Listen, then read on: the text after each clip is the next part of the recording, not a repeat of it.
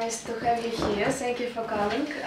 And my first question: one of your main record is still nobody can like beat it. Why this? What do you think about it? My world indoor record has stood since 1994, which is a long time now, 21 years. Yes. For me, I think, if I'm personally honest, I think I ran the perfect race. I had an excellent start, I made no mistakes, and I literally ran the absolutely perfect race. So it's very difficult for people to have that same situation. And that may only happen once in your lifetime. And for me, I think I was lucky enough to get that perfect race, and hence a world record still stands today. Maybe what do you think? Maybe about 20 years is not enough time to hit this record, because it doesn't happen often. Yeah, yeah, especially in running. Yeah, and especially 60 like meters. Yeah, and especially 60 meters, where you nearly have to have everything perfect. You know, you have to get a great start. You have to not make any mistakes. You know, with the hurdles there themselves. So yeah, it is unusual for people to have really the opportunity to do that. I was running very well all year when I broke the world record, and not only over the hurdles but sprinting on the flat as well. So when I put together really some good fast sprinting with good technique, you were going to get a really sensational world record. And yeah, I'm still proud to say, yeah, I still have that one. Do you still remember the day when you did it? Yeah, I was under a lot of pressure because my coach was saying to me that I should break the world record. That was the whole objective for the indoor season. Was that I break the world indoor record, and I didn't start the year very well, but my second and third races were very good, and I missed the world record like this every single race. So when I went to Sindelfingen to the competition, I knew I was in good shape, and I was just going to see actually what happened. But my good friend, sprinter Merlinotti, ran the 60 meters flat for women just before I ran, and she ran the fastest time in the world and was a big hero in Germany. And she came back to the track to the start of the hurdles, and she said to me, "If you want some headlines in the newspapers tomorrow, you're going to have to run really well." And what do you think about, I hope you won't be offended, people have equal rights and things like that, but we are ethnically different. And what do you think, maybe Afro-American people have better like quality can run better than white people? I've done a big study. So this guy from Jamaica. And you saying? Yeah. Yes, well, I did a big study for a documentary program to find out if it's really true, whether black like people do have a great publicity. Yeah, it's really not the case. One of the problems that you have is you tend to have role models across the globe. So you have role models in particular fields. And certainly in North America, Caribbean, most of the role models, the young people have aspirations of being like fast runners, they're sprinters, etc. So a lot of your attention goes to that. We found out scientifically that people in Kenya and Nigeria, for example, have the same muscle structure as people in the Caribbean. But in Kenya, they just have a desire to run for a long time. They're not interested in running. Yeah, they don't particularly want to do that. But I also found out, and I spoke to the scientists, I said, clearly, is it possible for the world record holder for 100 meters to be white?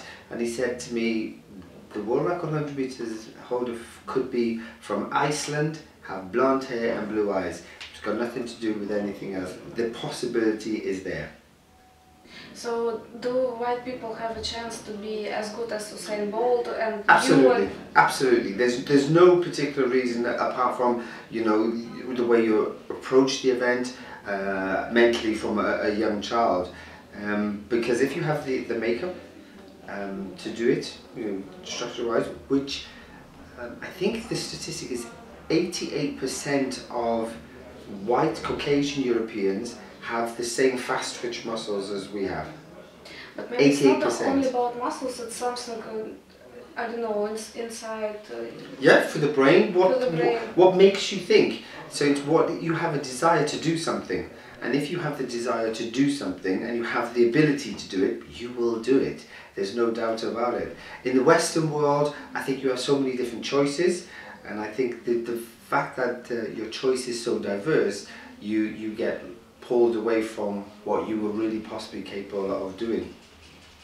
Do you know that, for example, people from small villages, they usually study better than people from big towns because they want to prove that they're the same. And people who native English speakers, for example, you never care about your grammar rules because like you're native. And maybe about running it's the same because Afro-American black people, they from the beginning it's when they're born, they feel the pressure from society that maybe they are worse in something, and they want to run fast and to prove that they are like the same or even better. Or it doesn't work. No, it depends. It depends who you're with and who your role models are. For example, my nephew, for example, is black. His father is from New York. My sister is from Wales. But he wants to be a civil engineer. He has no desire to do sport at all. He's very smart, and that's what he wants to do. He wants to make money by making bridges, he says. So it's not about, necessarily about your physical structure in that sense. It's all the other things. And if you have good certain role models and aspirations to do certain things, then you have an opportunity to develop and be good in that field. And that goes across. So that's not anything that's cultural or genetic or ethnical in that way. It's that individual person. Okay. What do you know about Russian running athletes? Are they good enough to, I don't know, to even only to have a possibility to do a little bit like Usain Bolt or you or guys like him? Yeah, I mean, I came over here a couple of years ago to visit one of your great hurdlers, Sergei Shabenkov, and it was fantastic to go and see him work out and him train. And I had to remind him that at the same age he was running faster than I was. So I'd say, so take your time because you could eventually become a world record holder or at least a European record holder, but just take your time in your development. So yeah, I see lots of talented athletes here. What kind of advice can you give to them to make them better, to maybe to change their workouts? Or it's about an attitude, and the attitude is enjoy it. I always tell people to really generally have fun at what you do. Because if you enjoy what you do, you're likely to work harder at it. And if you work harder at it, and you've got all the ability, you'll come quite good. So the key is just to have a lot of fun and take on whatever the challenge they have in front of you. So like the system in Russia is good enough for us to make good results? Well, it's not necessarily about the system, it's about the individual. I mean, I never worked in the British system. I worked very much outside the British system. I trained in Australia when the rest of the team was in South Africa. I trained in Florida when the rest of the team were in Los Angeles. So it's all about you as the individual, how you approach the event and what you want to do, how you want to dedicate your time, your effort into being the best you can possibly be. Maybe it's my Soviet brain, because we always think about systems, that everything should plan how to run, how much, when, how, and this is one of the good things about, I guess, athletics. You could be free. Yeah, you could just be free in athletics because you're an individual. You don't really participate that much in the team. You come together as a team when you go to Olympic Games or World Championships. But majority of the time, you're an individual. So for me, it's really important that you work as an individual and develop as an individual and then hopefully win titles as an individual. One of the things my coach always used to say to us when we wanted to go away with other training groups, because they were our friends, people were our friends and we wanted to train with our friends.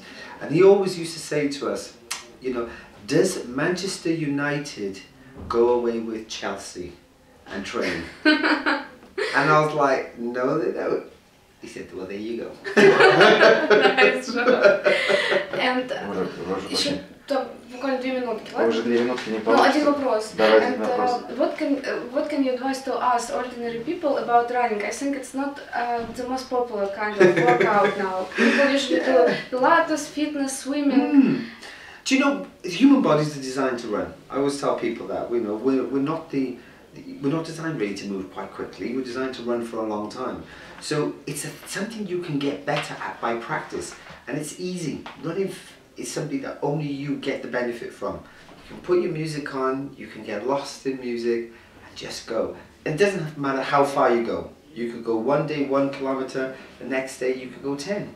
Totally up to you. Your legs are designed to do it. And what running gives to people who do it? I think, apart from making yourself a little bit fitter, because of the impact that you're doing, it gives you real pleasure, I think, because you can improve all the time. And as you get older, actually you do improve with age. It's very rare that many sporting things you can get better at as you get older, and running is definitely one of them. But you know that for some Я прошу прощения. Все. Нет, все. Хорошо. Все. Пойдемте на пресс-конференцию. После пресс-конференции вы можете еще поговорить. Конечно. А мы такое фото с ее. Yes. Можно нас фотографировать? Давайте. Да, мы же Настя никогда не закладываем. Thank you. It was a pleasure to talk to you. With pleasure. Thank you.